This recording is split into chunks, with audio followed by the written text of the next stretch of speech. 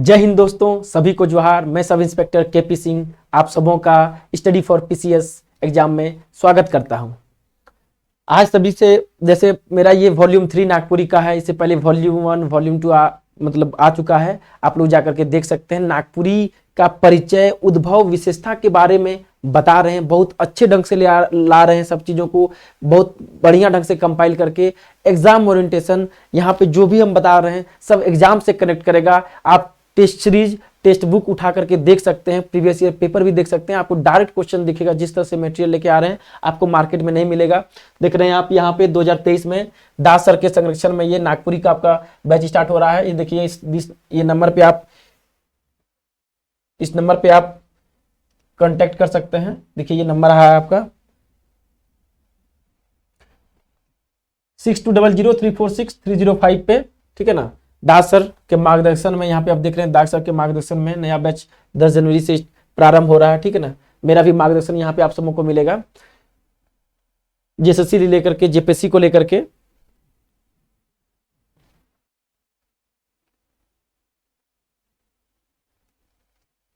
देख सकते हैं आप लोग, दरोगा 2023 प्लस जो भी सचिवालय, दरोगा, जितनी भी तरह की झारखंड की वैकेंसी आएगी। इवन इफ देखिए जेपीएससी के लिए भी ये दास सर जाने जाते हैं। यहाँ पे आपको general studies, Jharkhand, general science, mathematics, गणित, तर्क शक्ति, कंप्यूटर का आपको बेस्ट एनालिसिस, पूरा एग्जाम फोकस्ड करके, जॉब फोकस्ड करके सारे मटेरियल को लाया गया है, ठीक है ना। नागपुरी का आपको हम ही मिलेंगे यहाँ पे। चलिए यहां से पहला क्लास पे चलते हैं। नागपुरी पे वॉल्यूम 3 का 2 क्लास यूट्यूब पे पड़ा हुआ है, आप जाकर के देख सकते हैं, चीजों को समझ सकते हैं। अब तब जाके आपको डेप्थ को पता चलेगा, तब आपको पता चलेगा कि हाँ सर कैसे पढ़ा रहे हैं, ठीक है ना। इसलिए वीडियो देखना जरूरी है। चैनल को लाइक कीजिए, सब्सक्राइब कीजिए, ज्यादा से ज्यादा लोगों तक शेयर कीजिए। 10 जनवरी से यहाँ पे नया बैच भी स्टार्ट होने वाला है। चलिए अब देखते हैं नागपुरी। हम इससे पहले नागपुरी पे आप लोग को बता चुके हैं, उसका उद्भव, परिचय बताए, कहाँ कैसे चला पिछला 2 वीडियो में। अब ये मेरा तीसरा वॉल्यूम 3 लेकर के हम आए हैं नागपुरी पे। तो चलिए बिना समय गंवाए हुए टॉपिक पे, अपने टॉपिक पे आ रहे हैं।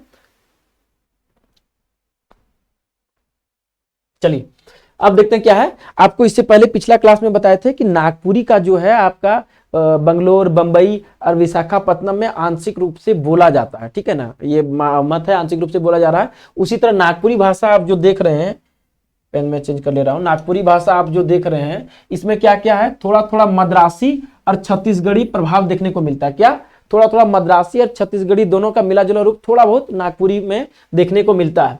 अब चलिए, अब नागपुरी देखिए बहुत इंपॉर्टेंट फैक्ट है, वीवीआई एकदम इंपॉर्टेंट। यहां से क्वेश्चन पूछेगा डायरेक्ट, आपका एकदम एग्जाम हॉल से करेक्ट कर रहे हैं आपको कि नागपुरी को किस किस नाम से जाना जाता है। जैसे देखिए यहाँ पे गीतों की रानी, नागपुरी को क्या बोला जाता है, गीतों की रानी, बांसुरी की भाषा, मांदर की भाषा, अपनेती जगाएक वाला भाषा। क्या बोला जा रहा है, गीतों की रानी, बांसुरी की भाषा, मानर की भाषा और अपनीति जगह वाला भाषा। अब देखिए गीतों की रानी इसको किसने कहा नागपुरी को, तो केसरी कुमार ने कहा है। बांसुरी की भाषा किसने कहा है आपको, तो डॉक्टर बीपी केसरी ने कहा है। मानर की भाषा किसने बोला है, मानर की भाषा तो देखिए गिरधारी राम गोंझू गिरिराज ने बोला है। और अपनेती जगह, अपनेती मतलब क्या होता है, नागपुरी का शब्द है अपनेती से मतलब अपनापन, एक होता है ना, एक संपर्क का अपनापन। एक जैसे किसी से अगर आप अपना भाषा में बात करते हैं, जो भी आपका रीजनल लैंग्वेज है, तो एक मतलब एक मिठास उत्पन्न होता है, एक अपनापन की अनुभूति होती है, वही अपनैती है। तो अपनैती जगह वाला भाषा किसने बोला है, डॉक्टर कुमारी वासंती ने। यहाँ बहुत इंपॉर्टेंट है, यही क्वेश्चन आपको दे देगा कि अपनैती जगह वाला भाषा नागपुरी को किसने कहा। यही 4 ऑप्शन रख देगा आपके सामने, आपको एक ऑप्शन का आंसर करना है। उस तरह मानर की भाषा, रानी की भाषा, ठीक है। ये 4 यहाँ पे इससे भी दे सकता है कि किसने बोला है। ये जो 4 राइटर हैं इसमें से किसी का भी आपका दे सकता है। और ये क्या क्या नाम है, अपनेती जगह भाषा, मानर की भाषा, बांसुरी की भाषा, गीतों की रानी। देखा नागपुरी को गीतों की रानी किसने कहा है, 4 ऑप्शन ये दे देगा आपको, बस आपको आंसर करना है। बोल देगा डॉक्टर बीपी केसरी ने नागपुरी को क्या बोला है, 4 ऑप्शन ये दे देगा, गीतों की रानी, बांसुरी की भाषा, मांदर की भाषा या अपनेती जगह वाला भाषा। तो आपके सामने ये दे देगा। तो आपको तैयार रहना, प्रिपेयर रहना। क्वेश्चन यही से आता है, यही सब क्वेश्चन नहीं बनते हैं। कंफ्यूज हो जाते हैं कि सर सिलेबस तो कंप्लीट करके गए लेकिन बना नहीं। तो अभी से एकदम क्रिस्टल क्लियर लेकर के चलिए, कंसेप्ट को अच्छे से दिमाग में लेके चलिए, नोट्स फॉर्मेशन करते रहिए, यूट्यूब पे बने रहिए, स्टडी फॉर पीसीएस से बने रहिए। आपका यहाँ पे नागपुरी का बेहतरीन तैयारी आपको कराएंगे, एकदम एग्जाम जॉब लाइक आपको तैयारी कराएंगे एकदम। सेचुरेशन पॉइंट के बाद भी जो बोलते हैं सर 70-75 के बाद स्कोर नहीं आ रहा है, उसके बाद भी आपका स्कोर बढ़ेगा डेफिनेटली यहाँ पे। चलिए अब आगे चलते हैं। अब देखिए क्या है महत्वपूर्ण फैक्ट, क्या है कुछ इंपॉर्टेंट फैक्ट्स अबाउट नागपुरी के लिए, क्या कुछ इंपॉर्टेंट फैक्ट है, चलिए देखते हैं। यहाँ पे क्या है, रेव EH विटली, रेव EH विटली ने क्या कहा कि सर्वप्रथम नागपुरी का पहला व्याकरण लिखा। मेरे दोस्त देखिएगा, जब भी ये पहला आपको दिखे न, पहला अंतिम बहुत इंपॉर्टेंट होता है, एकदम पहला अंतिम देखे एकदम कॉशियस हो जाइए, एकदम अलर्ट हो जाइए कि कुछ इंपॉर्टेंट है। पहला अंतिम क्वेश्चन पूछता है, पॉलिटी में भी, झारखंड में भी, कहीं भी पहला अंतिम देखें आप स्पेशल अटेंशन देंगे, स्पेशल फोकस्ड। पहला नागपुरी व्याकरण लिखा क्या, notes on the Gaonwari dialect of Lohardaga Chota Nagpur, कब लिखा, 1896 में। इससे 3 इंपॉर्टेंट क्वेश्चन बनता है कि पहला नागपुरी व्याकरण कब लिखा गया, 1896 को ऑप्शन हेरफेर कर देगा, आपको अलग अलग 4 दे देगा, डेट ईयर 4 ईयर दे देगा, आपको एक ऑप्शन करना है। तो किसने लिखा, तो ये दे देगा RH रेव EH विटली है, वहां पे 3 और नाम ऐड कर देगा, F देना है। और क्या है पहला व्याकरण का नाम क्या है, तो 4 तरह का व्याकरण नागपुरी में, और सब मैंने बहुत व्याकरण लिखे नागपुरी पे, 4 नागपुरी का व्याकरण दे देगा। तो आपको आंसर क्या करना है, नॉर्थ on the Gaonwari dialect of Lohardaga Chota Nagpur, रट्टा मार लेना एकदम, क्वेश्चन पूछेगा ही पूछेगा, ठीक है।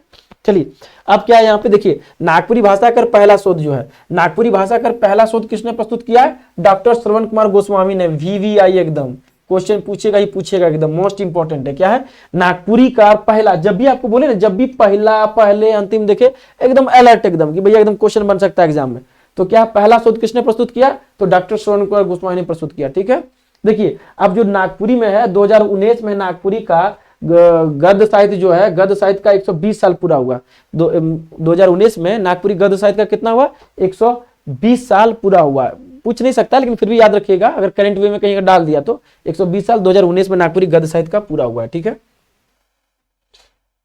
चलिए अब नेक्स्ट चलते हैं स्लाइड पे। अब देखिए क्या है, नागपुरी गद्य साहित्य, नागपुरी गद्य साहित्य का देखिए क्या हुआ, नागपुरी गद्य साहित्य की बात कर रहे हैं तो शुरुआत क्या बोलेंगे, इसका स्टार्टिंग देखिए, स्टार्टिंग क्या है, शुरुआत कब हुआ, मध्यकाल के अंत में, ठीक है ना। नागपुरी की बेसिकली गद्य साहित्य की बात करेंगे, जो लिखना शुरू कब हुआ, मध्यकाल के अंत में, मतलब ईयर क्या 1850 से 1860, मध्यकाल का जो जब नागपुरी गद्य का जब स्टार्टिंग हुआ लिखने के लिए, तो कब से स्टार्ट हुआ याद रखिएगा, 1850 से 1860 के बीच में ही उसका गद्य लिखने का शुरुआत हुआ आपका मध्यकाल के अंत में, ठीक है। और उसका विस्तृत रूप कब हुआ, वो वृहत रूप पे पैमाने पे कब फैला, आपका 1950 में। देखिए 1950 में क्या विस्तृत रूप, मतलब नागपुरी का एक्सपेंशन पूरा तरह से हो चुका था, ठीक है। अब देखिए नागपुरी लिखने में आपका देखिए, ये मध्यकाल के अंत में नागपुरी का गद्य का शुरुआत हुआ, तो मध्यकाल के अंत में शुरुआत हुआ तो भाई किसने किया, तो ईसाइयों ने किया, याद रखिएगा। नागपुरी मध्यकाल के अंत में जब गद्य लिखना शुरुआत किया तो ईसाइयों ने शुरू किया सबसे पहले, ठीक है। और क्या किया, तो देखिए जब भी ईसाई लोग जो बाहर से यहाँ पे आए थे, तो नागपुरी का भाषा का अध्ययन करेंगे तो ही ना वो लिखेंगे पढ़ेंगे, तो उसके लिए लिपि की जरूरत है। तो ईसाई लोग हैं, तो आप लोग देखिए क्या है कि सबसे पहले देखिए वो लोग का जो है बाइबिल है, तो बाइबिल का ही नागपुरी में प्रकाशन कर गद्य का चलन शुरू किया। जो गद्य का चलन शुरू किसने किया, ईसाई लोग ने। और बाइबिल का ही ये क्या है, बाइबिल का नागपुरी में प्रकाशन कर गद्य का चलन शुरू किया। बाइबिल को उन्होंने नागपुरी में बनाया, लिखा और गद्य का प्रचलन शुरू किया, ठीक है। और जब गद्य नागपुरी बाइबिल को जो नागपुरी में कन्वर्ट किया, तो उससे पहले उनको नागपुरी को समझना पड़ा, बोलना पड़ा, लिखना पड़ा, तो उसके लिए लिपि का जरूरत पड़ता है। तो नागपुरी लिखे के लिए ईसाई मिशनरी लोग जो आया था, सर्वप्रथम प्रयोग क्या किया, तो कैथी लिपि और रोमन लिपि। किस लिपि का प्रयोग किया था, एक कैथी एक रोमन, ठीक है। रोमन तो आप लोग सब जान ही रहे। कैथी लिपि जो है, ये एक इंपॉर्टेंट फैक्ट है, याद रखिएगा। पुराने समय में जमीन जगह का पट्टा किस में लिखा जाता था, कैथी लिपि में लिखा जाता था। VVI है, एकदम डायरेक्ट क्वेश्चन यही दे देगा कि पुराने समय में जमीन जगह का पट्टा लिखा जाता था किससे, 4 गो लिपि दे देगा, देवनागरी, रोमन, कैथी और मगधी, कुछ भी एक और लिपि या देवल में से कोनो नहीं कर देगा। तो उसमें आपको क्या है, ऐसे आपको आंसर करना है। तो ऐसे एकदम पूरा फॉर्मेशन एकदम ग्राफ के माध्यम से पढ़ते चले जाएंगे, सीखते चलेंगे, ठीक है। किस तरह कोई दिक्कत, कोई दिक्कत नहीं है। अब आगे चलते हैं स्लाइड पे हम। अब चलते हैं नागपुरी की प्रथम पत्रिका। क्या है, नागपुरी का जो है पत्रिका, जब नागपुरी फैला तो पत्र पत्रिकाएं जाहिर सी बात है निकलती ही निकलती हैं। अब चलते हैं नागपुरी की पत्रिका पर हम, ठीक है। देखिए नागपुरी की प्रथम पत्रिका, नागपुरी पत्रिका की जब भी बात करते हैं तो साप्ताहिक निकलता है, मासिक निकलता है, त्रैमासिक निकलता है, वार्षिक निकलता है, पाक्षिक, पाक्षिक मतलब 15 दिन पे भी निकलता है।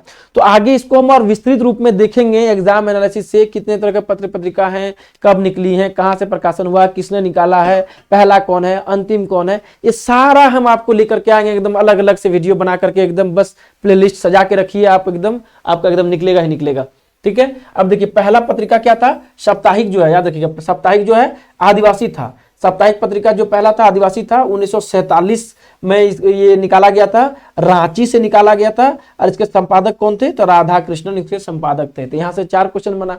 पहला पत्रिका कौन है? पहला साप्ताहिक पत्रिका का नाम क्या है? तो आदिवासी। कब प्रकाशित हुआ? तो 1947 में। किसने प्रकाशित किया? संपादक कौन थे? तो राधा कृष्णन। कहाँ से निकला था? तो रांची से निकला था। उसी तरह देखिए मासिक पत्रिका का नाम क्या है? जोहार सहिया। ठीक है, मासिक पत्रिका का नाम जोहार सहिया, ये 2007 में निकाला गया था। उसी तरह देखिए त्रैमासिक पत्रिका क्या है? गोतिया। त्रैमासिक पत्रिका का नाम क्या है? गोतिया, ये 2008 में निकाला गया था। ठीक है, एक बार क्या हुआ देखिए यहाँ पे हम लिखे हुए 1961 और 66 में भी पत्रिका निकला था, 3 अंक में छपा था, बाद में बंद हो गया, नहीं चल पाया। तो 1961-66 में भी प्रयास किया गया था। तो ये सबको भी आपको आगे क्लासेस में जब हम चलेंगे डिटेल वे में तो वहां पर भी इसको डिस्कस पूरा कर लेंगे। एक अलग से आपके लिए एक प्लेलिस्ट में एक अलग से वीडियो लेकर के आपके लिए हम आएंगे यहाँ पे। ठीक है, ये हो गया नागपुरी की प्रथम पत्रिका, त्रैमासिक, साप्ताहिक, मासिक और त्रैमासिक। स्क्रीनशॉट ले सकते हैं, वीडियो को बाद में आप सेव भी करके देख सकते हैं। ठीक है, चलिए अब और एक और बता रहे हैं आपको। अब अभी हम बहुत जल्द आपके समक्ष एक ला रहे हैं, आपके ये झारखंड का एक टॉपिक लेके आ रहे हैं। यहाँ पे जो मतलब जनजातीय है, एक क्वेश्चन पूछता है तो उस पे अभी देखिए राज्यसभा में बिल पेश होने जा रहे हैं। हमारे जो जनजातीय मंत्री हैं श्री अर्जुन मुंडा जी, उन्होंने पेश किए हैं। तो कुछ क्या बदलाव होने वाला है, तो वहां से करंट का भी क्वेश्चन आएगा और झारखंड में तो पूछता है। तो एक नेक्स्ट बहुत जल्द 1-2 दिन में आप लोग के समक्ष वो वीडियो लेकर के हम आने वाले हैं।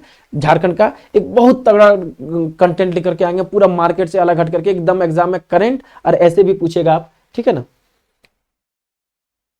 अब चलिए अब हम क्या देखते हैं, अब हम देखते हैं देखिए एक ऐसे भी हम लोग भी कहावत है जो झारखंड से बिलोंग करते हैं कि 3 कोस में बदले पानी और 7 कोस में बदले वानी। वैसे भी देखिएगा आप एक आधा किलोमीटर छोड़ के घर कहीं बगल में जाइएगा ना तो देखिएगा पानी का टेस्ट चेंज हो जा रहा है। जो बोरिंग वोरिंग करते हैं निकालते हैं, देखिएगा पानी का टेस्ट चेंज हो जा रहा है। तो एक कहावत है बहुत पुराना कि 3 कोस में पानी बदले और 7 कोस में वानी। अब देखिएगा थोड़ा जगह भी चेंज कीजिएगा तो उसके हिसाब से थोड़ा बहुत जो भाषा है, जैसे खोटाई हो गया, नागपुर हो गया, उसमें थोड़ा बहुत भिन्नता पाया जाता है। तो इसका भिन्नता जो है नागपुरी में भी भिन्नता, क्षेत्रीय भिन्नता देखा जाता है लोगों के थोड़ा बहुत आधार पे, थोड़ा बहुत डिफरेंसेस होना आम बात है। चलिए आप देखते हैं नागपुरी में, जैसे हिंदी में भी अलग अलग भक्ति काव्य के कवि हुए, उसी तरह यहाँ पर भी नागपुरी जो है उसको भी कितना बांटा गया? राम भक्ति काव्य में, कृष्ण भक्ति काव्य में और निर्गुण भक्ति काव्य में। देख पा रहे हैं आप, निर्गुण भक्ति काव्य। ठीक है, ये क्या हो गया? निर्गुण भक्ति काव्य। ठीक है, अब चलिए अब यहाँ पे क्या हो गया, तो यहाँ से क्वेश्चन बनते हैं मेरे भाई कि जो ये है, ये सब जो आपको राइटर दिए हैं कि राम भक्ति काव्य जो हो गया, हनुमान सिंह, जय गोविंद मिश्र, मृत्युंजय नाथ शर्मा। कौन? हनुमान सिंह, जय गोविंद मिश्र और मृत्युनाथ शर्मा, ये आपके राम भक्ति के काव्य हैं। ठीक है, इन्होंने राम भक्ति पे लिखा है इन्होंने कविता। ये जो है घनीराम बख्शी, घासीराम, रघुनाथ नृपति, ये जो है ये इन्होंने किस पे लिखा है? कृष्ण भक्ति पे लिखा हुआ है। ठीक है, अब आपका देखिए ये जो है यहाँ पे देख रहे हैं आप, सोबरन, रुंगटू मलार, अर्जुन सिंह और महंत घासी, ये सभी आपका निर्गुण भक्ति के काव्य है, निर्गुण कविता लिखते हैं। तो ये नाम इंपॉर्टेंट है, VVI है, ये नाम आपको याद रखना है कि किस भक्ति परंपरा के ये कवि हैं। ठीक है ना, किस पे इन्होंने लिखा है, ये इंपॉर्टेंट नाम है। इसके अलावे भी कुछ नाम है जो हम आपको आगे जब एक्सपेंशन चलेगा क्लास का तो उसमें भी आपको हम कराएंगे। लेकिन इतना तो याद रख, बहुत सारा है लेकिन बहुत सारा लिखाएंगे नहीं, जो इंपॉर्टेंट है वही लिखाएंगे। ये सब VVI, ये सब जो नाम है, ये नाम तो रट्टा मारना है, कुछ और भी नाम देंगे आपको बाइफर्केशन करके, निर्गुण भक्ति का, कृष्ण भक्ति का, राम भक्ति का, ताकि क्वेश्चन नहीं छूटे। यहीं से क्वेश्चन छूट जाता है। अब बोल दीजिएगा सर महंत घासी किस भक्ति काव्य पर कविता लिखे हैं, किस पे कविता लिखे हुए हैं, ठीक है ना, या किस मतलब परंपरा से बिलोंग करते हैं, किस से, तो आपको क्या डालना है वहां 4 ऑप्शन रहेगा, राम भक्ति, कृष्ण भक्ति, निर्गुण भक्ति या देवल से कोनो नहीं, तो आपको तो वहां ऑप्शन करना है। तो यही सब क्वेश्चन जो है सैचुरेशन पॉइंट के बाद नहीं बनता है कि सर 75 तो आ रहा है, उसके बाद मार्क्स नहीं बढ़ पा रहा है, क्वेश्चन नहीं बन पा रहे हैं, यही सब दे देगा, कैसे क्वेश्चन बनेगा? तो उसके लिए तैयार रहिएगा, तब ना उस चीजों को समझिएगा, अवगत होइएगा, क्वेश्चन कहां से अराइज हो रहा है, कैसे पढ़ना है हमको, कैसे 80+ जाना है, 85+ कैसे जाना है। तो यहां से आपको बूम मिलेगा, यहां से आपको समझ में आएगा कि क्वेश्चन कैसे बन रहा है। यही दे देगा रघुनाथ नृपति किस भक्ति काव्य से बिलोंग करते हैं, किस भक्ति परंपरा से बिलोंग करते हैं, तो आपको पता रहेगा तब ना। तो कुछ नाम, क्वेश्चन की एकदम बारीकियों को पकड़िए, सूक्ष्म से सूक्ष्म पकड़िएगा, क्योंकि ये भाषा है, कुछ भी पूछ सकता है, तो ही आपके एक अच्छे मार्क्स आप गेन कीजिएगा। आप मेरे साथ जुड़े रहिए, स्टडी फॉर PCS के साथ जुड़े रहिए, आपका मार्क्स बूम करेगा।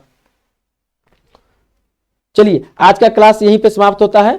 ये देखिए ये यूट्यूब चैनल है आपका, ठीक है ना, स्टडी फॉर PCS। यहाँ JPSC के लिए भी देखिए, JPSC के लिए भी आपका मेंस राइटिंग ग्रुप ये सब चलता है, ठीक है ना। स्टडी फॉर PCS एग्जाम ये है, आप आराम से इसको सब्सक्राइब कीजिए, लाइक कीजिए, शेयर कीजिए, ज्यादा से ज्यादा लोगों तक इसको फैलाइए आप। देखिए एक यहाँ पे एक मोटिवेशनल लाइन देखिए लिखा हुआ है कि रिजल्ट पे ध्यान देकर काम करोगे तो काम नहीं बनेगा। रिजल्ट पे डायरेक्ट आप रिजल्ट पे फोकस कीजिएगा तो काम नहीं बनेगा। क्या करना है, ध्यान अपने उस छोटे छोटे कदम पर दो जो आप रोज उस रिजल्ट को पाने के लिए लेते हो। क्या है, छोटे छोटे कदम। देखिए छोटे छोटे कदम पर ध्यान देना है जो आप जिसके थ्रू आप सक्सेस जो है, यहाँ पे सफलता जो है, ये जो टारगेट है आपका जॉब का, सचिवालय हो, दरोगा, एक्साइज कांस्टेबल, यहाँ पे आपको ये आपकी पहुंचना है तो अपने छोटे छोटे कदमों पे ध्यान देना है। यही चीज आपको जो है आपके रिजल्ट तक लेके जाएगी। हर रोज पढ़िए, एक रूटीन बनाइए कि आज क्या पढ़ना है, और सही चैनल से जुड़िए, सही मार्गदर्शन लीजिए, सही गाइडलाइन लीजिए, थोड़ा स्ट्रेटजी चेंज कीजिए और अच्छे ढंग से पढ़ाई कीजिए। आज क्या पढ़े उसका रात में एनालिसिस कीजिए कि आज हमने कितना टाइम स्टडी को दिया, ठीक है ना। उस हिसाब से लेकर के चलिए, डेफिनेटली आपको सफलता मिलेगा। देखिए क्यों, क्या है ना कि कुछ जो सफल लोग हैं या जो जिन्होंने जॉब लिया है वो कुछ ऐसा तो नहीं, कुछ अलग चीज करता है, वही चीज करता है लेकिन थोड़ा वे ऑफ स्टाइल जो है ना, वो वे ऑफ स्टाइल चेंज है, कुछ तो अलग करते होंगे, तभी तो वो मतलब आपका वो सक्सेसफुल है। तो इसीलिए क्या है कि एक रूटीन बनाइए, एक परफॉर्मर में एक स्टडी का पैटर्न बनाइए, ठीक है ना। एक स्मार्ट स्टडी कीजिए और एक रोज मेहनत कीजिए, कदम कदम बढ़ाते जाइए, ठीक है ना, आपको सफलता जरूर मिलेगा। ठीक है, आज के लिए इतना ही। सब आप लोग अपने पढ़ाई पे फोकस्ड रहिए, अपने जीवन में मस्त रहिए। नया साल आ रहा है, नया साल को एंजॉय कीजिए और सबसे बड़ा बात, स्टडी पे फोकस्ड रहिए और स्टडी फॉर पीसीएस से जुड़े रहिए। ओवर हो गया।